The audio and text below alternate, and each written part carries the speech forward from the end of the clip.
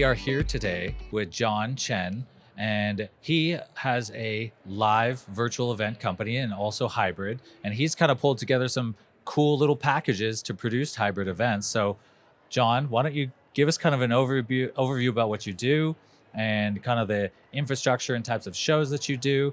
So go ahead and take it away.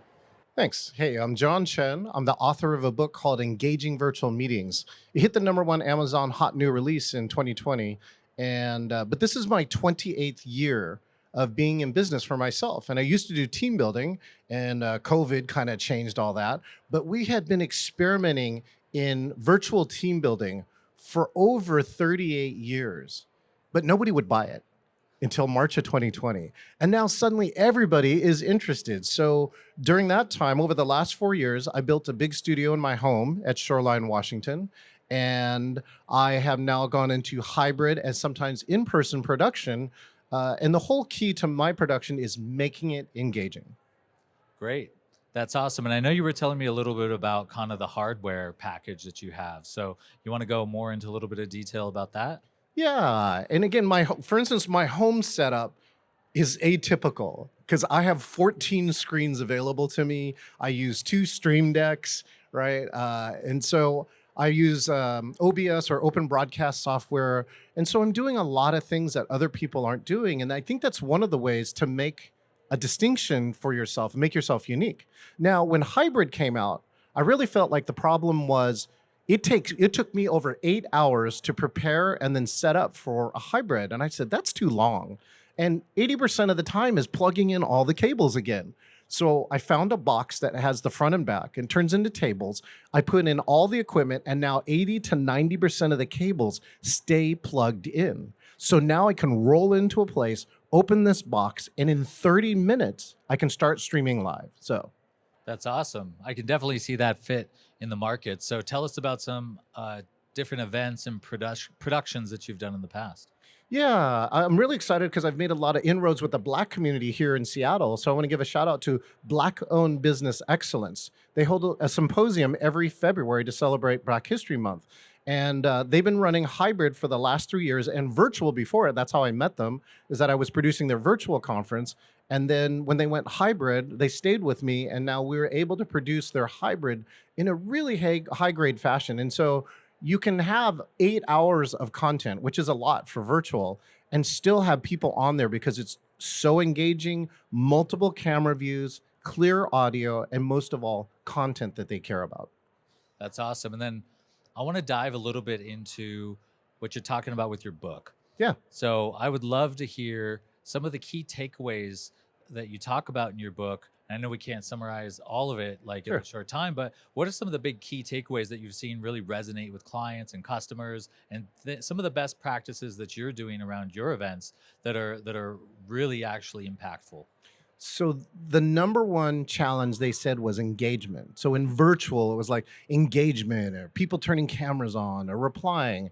But as we went back to in person, the meeting professionals are saying engagement, right? So the problem hasn't changed. And so that's what we're really looking at. So the first principle is if you want engagement, engage. Have a plan to engage every single person in the audience before the end of the meeting. And that can be like on virtual, that can be like chat. You can talk to people one at a time. But in person now, you can use some of these tools. So we did it just earlier this morning. We used a tool called Stream Alive. The people on virtual just chat, and the people in person scan a QR code, and then they get a chat on their phone. And now we can engage every single person in the audience without having the time to take to talk to them individually. So that's really key. Principle #1 is engage and interact with every attendee. And #2, I think that's the most important that applies right here. The N in engage stands for never lead a meeting alone. And so we have such big teams, right? Meeting professionals use all sorts of different people, speakers, audiovisual, the hotel, all these different things to engage people. And so, and virtual should be, no different. Make sure that there are other people that are there who are experts in what they do, and you'll find that you'll gain more value. And for you, if you're the speaker, like I do speak on occasions, is that I can stay focused on the audience if I have a great team, right? So that's why we say never lead a meeting alone. If you're on Zoom, for instance, we say never Zoom alone. That's awesome. And that again, that's cool. It's because we've definitely seen a lot of cool tools like that. And that is kind of a newer one that we are seeing more. The pandemic kind of created more of that ability that for people to virtually interact, but then that bridge to the physical world in-person event had kind of been the missing link. So I have, like you said, start seeing more and more tools come out for that usability. And so even on that note, I'm curious kind of what you've seen or what you even think is going to be happening around innovation in the future within this space with live interactive events, hybrid, virtual events. What do you see coming down the pipeline that are some really cool things that are getting you excited? So the funny part, Colin, is that I was at Microsoft, and one of the core principles is what we call lowering the bar. So I once saw Bill Gates a long time ago talk about object-oriented basic. And we kind of laughed as programming students going, what is this going to really mean?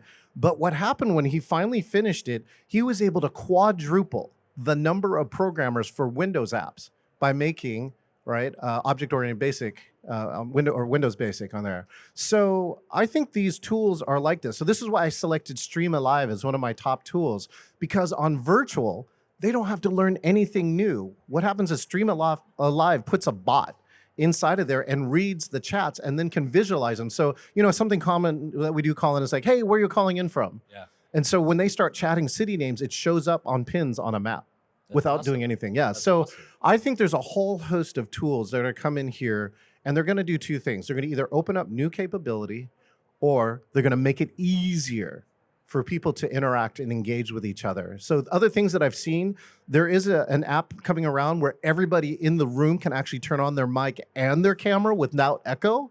And so this program is actually canceling out the echo so that every laptop in the room could become a mic. So now we don't have to have the problem of rigging up, 30 mics to a board. Yeah. And feed him into one input source so that basically it gets So the it doesn't. minus right. Yeah. So those are the type of things that I'm looking for. And I think there are a few more things in the future that are engagement tools, really.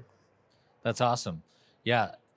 Even with AI, that's kind of something that we've seen is now with the ability to use generative AI to create images, video, or even soon to come 3D environments is already being worked on. We're even looking forward to an Unreal Engine driven background in front of a green screen at our studio. Yes. And then that way we can do this virtual production where it could be like Boeing having a meeting and then they're actually on the tarmac of the airstrip. And then because it's not real jets moving around and taking off and flying, we control the sound. And so we can give like a town hall meeting that basically is immersed in that sort of an environment from a visual speaking point. And then like you said, having all the monitors and the TVs and the downstage monitors so we can get the chat, the interactivity, feed those into the studio so that they can engage with the people as well. So there's some really cool stuff that, like, I'm not necessarily scared of AI. I actually really think that it's going to bring some of the high cost productions down to the mid-level clients that can now have access to this really cool technology that only the top Hollywood productions could have access to. And that's kind of where I feel like I fit in, right? I'm not this $100,000 AV production place. I'm, able to slide into this category where people didn't have anybody before. And I think that in the production side, that we really need to use these tools. And I do envision a world like that where we use our existing tools to create meetings where people can be anywhere. Right? And that we can envision these things. And so that using this production, you can produce meetings that you would have almost no chance of producing in the real world unless you got a bunch of jets and a lot of expensive stuff around. So that's what I really look forward to, is like this type of production. Oh, so that's what I was going to say. My strategy for this year is called Tech and Tech. And one side, I am attempting to use the highest grade technology to create, virtual and visual scenes. But I'm also using all this old school tech of engagement technology, things that I do with the attendees that require no tech.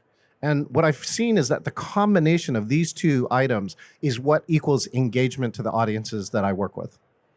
Yeah, that's awesome. And I can even see with your portable systems, one thing that we do is we'll fly around with a 2-person crew, bring the smallest amount of gear that we can to broadcast out. And then now we're starting to see with our studio that we could work with organizations like yours that have more of the kits like that, send like different partners out like that to these remote locations, and then even set up feeds where we could mix there as a sub mix back, or Right. we've even done it before where each individual camera will just be sent back to minimize the flight case, and we'll send it back to our studio and mix it there. We did a show in Pune, India, where we had 3 cameras sent back to us to the studio, mixed it there, and then Right. rebroadcast it out. So, I've like heard you're that. saying, Yeah. it's starting to really bring down the overall like equipment and infrastructure that you need. And again, we'll just adopt some of that, work with partners like yourself to make it so that it becomes more accessible to clients that maybe don't have as large of a budget. Yeah, high production value. It looks high production, right? With a medium to lower cost, and using all these technologies. So remote, right? The ability to control the cameras remote or get the feeds now over the internet. Some of these things weren't possible 10 or 20 years ago. The internet was not fast enough to do some of these things. And now, if you have the right connections, I think you could do them. And that's what I also like, right? When technology is also bringing this bar down, meaning that we can do great things for medium, lower cost. And then if they do have a bigger budget, now we can do bigger and better things. Yeah, I agree. Well, one last thing is, how do people get a hold of you? Oh, thank you. So I have the website, Engaging Virtual Meetings, all one word, .com, engagingvirtualmeetings.com. You can reach me there. And you can even schedule a meeting with me. So if you had a program that you wanted to talk about, you can. We have a number of free programs that are through the year. And I'm excited actually to announce we're having the Engaging Conference on October 1st, 2nd, and 3rd. And it's going to be our first time going hybrid. We're going to be broadcasting live out of Seattle and then a virtual audience. And so that's a great place. If you are looking for how to make your conference summit or masterclass engaging, please check it out at engagingvirtualmeetings.com. Thanks, Colin. Cool. Thank you so much. It's been an honor talking shop with you. Cheers. We'll see you online. Yep. See you guys later.